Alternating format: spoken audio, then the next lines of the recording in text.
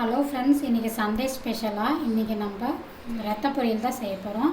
அந்த ரத்த பொரியல் எப்படி டேஸ்ட்டாக சூப்பராக இந்த மாதிரி செஞ்சால் டேஸ்ட்டாக இருக்கும்.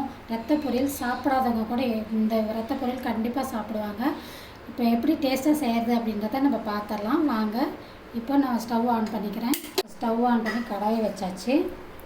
இப்போ 3 ஸ்பூன் அளவுக்கு நம்ம எண்ணெய் சேர்த்துக்கலாம்.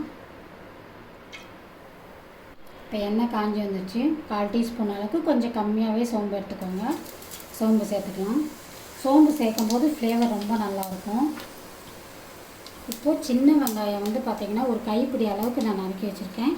கொத்தமல்லி, பச்சை மிளகாய், கருவேப்பிலை இது எல்லாமே இப்போ எண்ணெயில் சேர்த்துக்குவோம். பச்சை மிளகாய் 4 மிளகாய் நறுக்கி வச்சுருக்கேன்.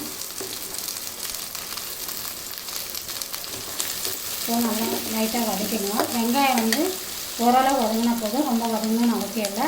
ஆல்ரெடி ரத்தத்திலே பார்த்திங்கன்னா உப்பு போட்டு தான் குடிப்பாங்க. அதனால தான் இந்த மாதிரி பார்த்திங்கன்னா தண்ணி விடும். இப்போ அதனால் நம்ம இதில் உப்பு சேர்க்க வேணாம். வெங்காயம் ஓரளவு வதங்கி இருக்கும். அதில் நம்ம ரத்தத்தை இப்போ இந்த ரத்தத்தில் பார்த்திங்கன்னா சின்ன சின்னதாக ஏதாவது முடி இந்த மாதிரி ஏதாச்சும் இருந்துச்சு அப்படின்னா அதெல்லாம் நீங்கள் க்ளீன் பண்ணிவிட்டு அதுக்கப்புறமா இந்த ரத்தத்தை இப்போ நம்ம பிசைஞ்சு எடுத்துக்க போகிறோம். ரத்தத்தை நான் பிசைய போகிறேன்.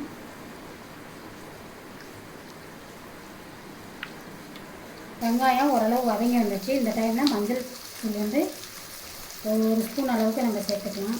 சின்ன ஸ்பூனாக தான் இருக்கும். அப்படியே நல்லா மஞ்சள் போட்டு நல்லா வதக்கிக்கலாம். இப்போ நம்ம இந்த பிசைஞ்சு வச்சுருக்க இந்த ரத்தத்தை இது கூடவே சேர்த்துக்க போகிறோம். இப்போ இது கைவிடாத அப்படியே கலந்துகிட்டே வாங்க, கலர் மாறும்.